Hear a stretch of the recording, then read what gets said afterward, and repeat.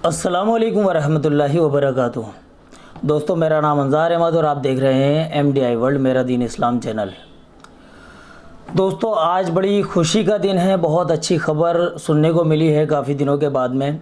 जैसा कि हम सभी लोग जानते हैं, तकरीबन 11 या 12 दिन से फ़िलिस्तीन के ऊपर जो है हमला चल रहा था इज़राइल की तरफ से, और इज़राइल ने बहुत ज़्यादा जुल्म ढाए हैं फ़िलिस्तीनियों के ऊपर। तो अल्हम्दुलिल्लाह ये जो फ़िलिस्तीन के ऊपर जितना भी जुल्म हो रहा था, उसके लिए अल्लाह की तरफ से एक रहम करम का मामला पेश आया अल्हम्दुलिल्लाह, कि जो इज़राइल है उसने अपने कदम पीछे हटा लिए हैं। इज़राइल जो है उस अपनी बर्बादी से बहुत ज़्यादा परेशान हो चुका था, क्योंकि फ़िलिस्तीन की तरफ से गाज़ा ने भी हमलों में या जवाब देने में कोई कमी नहीं छोड़ी, और उन लोगों का जज्बा इतना बुलंद है क्योंकि उन लोगों को जो डर लगता है वो अल्लाह की ज़ात से लगता है।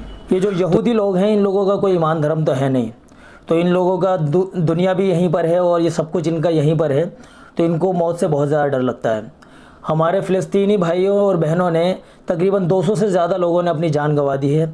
200 से ज़्यादा लोग शहीद हो चुके हैं, जिसमें ज़्यादातर छोटे छोटे बच्चे हैं और औरतें हैं, और साथ ही साथ नौजवान और बूढ़े वगैरह भी हैं।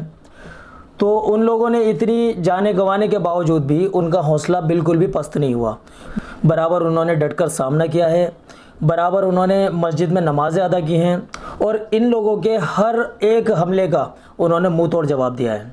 गाज़ा ने जवाब में बहुत सारे हमले किए, बहुत सारे रॉकेट वगैरह दागे थे, लेकिन गाज़ा ने जो इज़राइल पर हमला किया, इज़राइल ने जो किया वहाँ तो जाने गई हैं, जान के अलावा थोड़ा बहुत माली नुकसान भी हुआ है, लेकिन जो गाज़ा ने जो हमला किया है इज़राइल के ऊपर, तो उस हमले से इज़राइल का इस कदर भारी नुकसान हुआ है कि इज़राइल ने घुटने टेक दिए। अब हालांकि बातें तो ये आएंगी कि UN की जो बैठक हुई है उसमें जो है समझौता हुआ है, सारे देशों ने मीटिंग करी है और उसमें रास्ता ये निकल कर आया है। देखिए, सारी चीज़ें जो है ये दुनिया के हिसाब से इस बात को सोच लेना बेहतर है, लेकिन पूरे मुल्क में बल्कि पूरी दुनिया जहान में फ़िलिस्तीन के लिए हाथ उठाकर अल्लाह के आगे फैलाए जा रहे थे और अल्लाह से मदद की गुहार लगाई जा रही थी। तो जहां अल्लाह से मदद मांगी जाए तो वहाँ इंसान की क्या औकात है। तो ये तो सब बहाने होते हैं कि फ़िलिस्तीन ने UN की जो बैठक हुई है उसकी वजह से, या सारे देशों ने जो है बैठक करी उसकी वजह से ये सब कुछ हुआ है। ये तो सब असबाब बन जाते हैं। बाकी हमारे फ़िलिस्तीन भाइयों बहनों ने कहीं पर भी अपने घुटने नहीं टेके, बराबर उन्होंने नमाज़ें अदा की हैं, बराबर उन्होंने डटकर सामना किया। अल्लाह के फजल व करम से बुलंद जज्बे वाले लोग हैं। वहाँ के बच्चे तक ये अल्फाज कहते हैं कि हम लोग तो 6 वक्त की नमाज़ें पढ़ते हैं, फ़जर, ज़ोहर, असर, मगरिब, इशा और एक जनाजा, यानी हमें जनाजे की नमाज़ पढ़ने में बड़ा मज़ा आता है। हम लोग शहादत की मौत पसंद करते हैं। ऐसे डर डर के जीने से बेहतर यह है कि शहादत की मौत मिले। तो वहाँ के तो बच्चे भी इतने बुलंद जज्बे वाले हैं, तो ये काफिर लोग क्या करेंगे। अल्हम्दुलिल्लाह फ़िलिस्तीन में एक कामयाबी तो मिल ही चुकी है हमें, और सबसे बड़ी कामयाबी हमारे लिए ये होगी कि फ़िलिस्तीन को पूरे तरीके से इन यहूदी लोगों से छुटकारा मिल जाए और पूरा फ़िलिस्तीन जो है पाक साफ़ हो जाए। जब तक ये नापाक लोग, ज़लील व ख्वार लोग वहाँ पर रहेंगे, तब तक हमें पूरी तरीके से कामयाबी नहीं मिली है।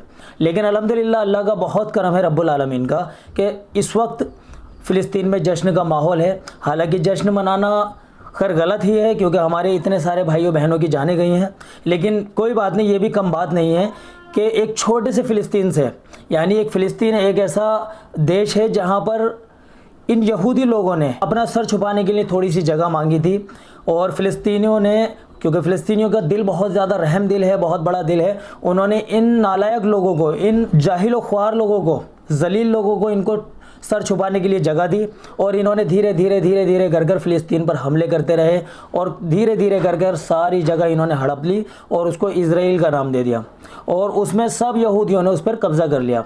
अब ये धीरे धीरे वही प्रोपेगेंडा आगे चला रहे हैं कि इसी तरीके से फ़िलिस्तीनियों के ऊपर कब्ज़ा करते रहेंगे और थोड़ी थोड़ी करके जगह उनकी अपने कब्ज़े में लेकर पूरे जो पूरा का पूरा इज़राइल बना दिया जाएगा, यानी यहूदियों का, ज़लील व ख्वार लोगों का देश बना दिया जाएगा।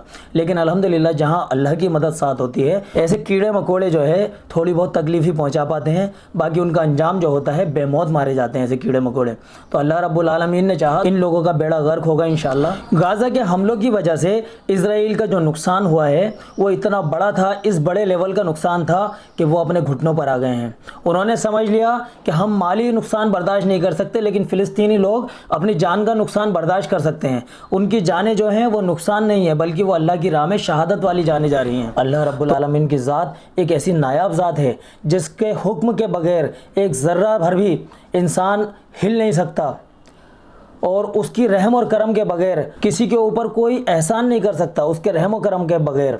ये अल्लाह का रहम है, अल्लाह का करम है कि अल्लाह रब्बुल आलमीन ने फ़िलिस्तीन के भाइयों बहनों पर, बुज़ुर्गों पर, वहाँ के रहने वाली तमाम आवाम के ऊपर ये रहम और करम किया है। अल्लाह रब्बुल आलमीन ऐसे ही रहम पूरी दुनिया पर बनाए रखे। और अल्लाह रब्बुल आलमीन से यही दुआ है कि अल्लाह हमारे मुल्क में जो कोरोना वगैरह फैला हुआ है या जो भी है, अल्लाह इस वबा से जल्दी हम लोगों की हिफाजत फरमा दीजिए, जिससे कि तमाम लोग अच्छे से ज़िंदगी दोबारा गुजर बसर कर सकें। दोस्तों, उम्मीद करते हैं ये जानकारी आपको अच्छी लगी होगी, तो अपने पास तक ना रखें, दूसरों को भी शेयर करें। अगर आपने चैनल सब्सक्राइब नहीं किया तो चैनल को सब्सक्राइब कर लीजिए, क्योंकि हमारे चैनल पर दीन और इस्लाम से मुताल्लिक इसी तरह की वीडियोज़ आती रहती हैं। दोस्तों, मिलते हैं अगली वीडियो में। अस्सलामु अलैकुम वरहमतुल्लाहि वबरकातुहू।